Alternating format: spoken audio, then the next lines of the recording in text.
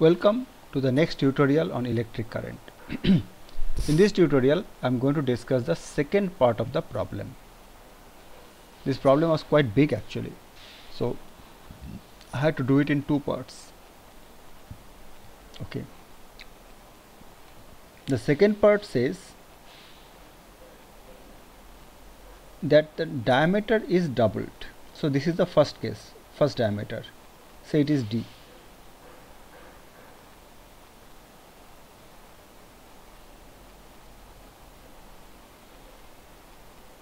This is the diameter, and say the radius say the radius is R. Radius is always half of diameter. Okay. Now when the diameter is doubled, now suppose this is the new cross section, and D has become doubled. It has become 2D.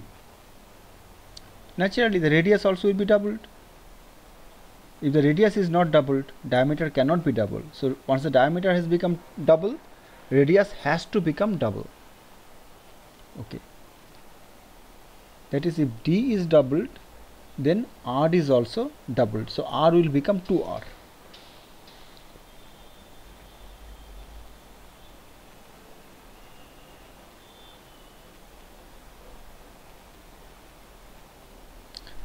Then what is the area of cross section? Area of cross section is pi r square. Now R has become 2R. Now R has become 2R. So it is pi into 2R whole square. That means 4 into pi r square. That means area of cross section has become 4 times. Area of cross section has become 4 times larger, and we know that if area of cross section becomes larger, the resistance has to be reduced because it is an inverse proportional. Okay. Now let us see how we can get the new resistance. Now we know that rho R equal to rho into L upon A. Now A has become 4A.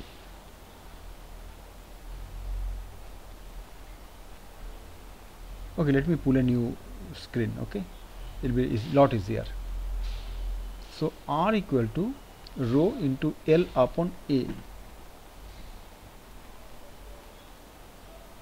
This is the initial resistance, and the new when the now in the new case, when the diameter has become doubled, area has become 4A. Area has become 4 times larger. So R1, the new resistance, will be rho into L upon 4A. Then what will be the ratio between R and R1? It will become rho L upon A divided by rho L upon 4A. Now rho and rho will cancel out. So it will become L upon A into 4A upon L. L and L will cancel out. A and A will cancel out. So it has become 4.